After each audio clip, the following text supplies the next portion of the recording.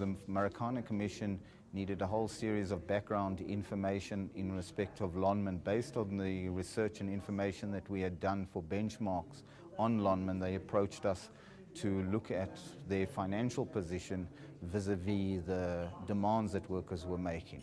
In relation to our role with AMCU, we're providing technical assistance to AMCU in respect of the numbers, trying to look at the different wage offers that have been made and look at what implications that they have for reaching 12,500 over 4 years, as the demand currently is. We were formed in 1996. At that time, we were in the process of implementing the Reconstruction and Development Program, and as a research institute, an advocacy institute, we're looking at how we could deepen the process of democracy in this country and ensure sustainable development. Since then, we've been involved in several campaigns, if you like, particularly giving research information to those that were contesting the macroeconomic policies that were being followed by the government. We were able to do research on South Africa's internal debt, which pointed out that a large part of that debt was owed to the Public Investment Commissioners, in other words, to government employees' pension fund.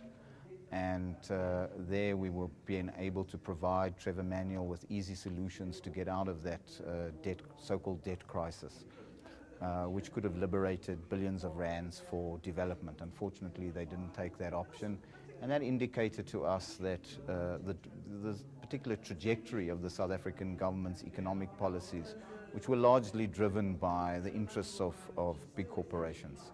And that's what we've been putting forward, and now AIDC works around developing what we call a wage-led sustainable growth path or development path as an alternative to the current path that's been followed.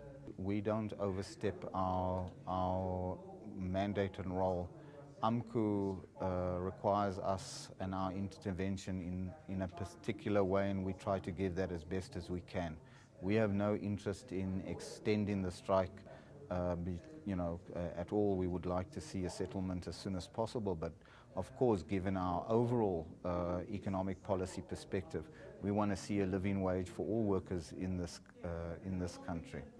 AIDC is going to be sitting with AMCU shortly to look at and analyze the perspective, the current proposal, look at what it means. For example, you have different sectors inside the workforce. So you have those that receive a living out allowance who are not in the hostels. You have 17,000 or so workers who have no living out allowance. So all of these have big implications. You have some which have a home owner's bond allowance. So it's very complex, and so you need some technical capacity, which AMCU, by the way, has a lot of. And I should also emphasize what has extremely impressed me being part of the discussions with them is just how loyal they are to the mandate they receive from their workers. And I think it's important to put on record that the media, which has looked at Matunjwa and his lifestyle and says, it's just intimidation that is keeping workers out on strike, and he's coining it whilst workers are suffering. I find quite the opposite. I find somebody who is very, very committed to responding to what workers have been demanding. And whereas we might be sometimes pushing and saying, look, AMCU, what about a proposal like this? They will say, but this is not inside our mandate. And it's not to say that they don't change, that workers can't change their mandate, and they go back to workers and ask them, would you consider such an offer? Would you consider us changing our mandate?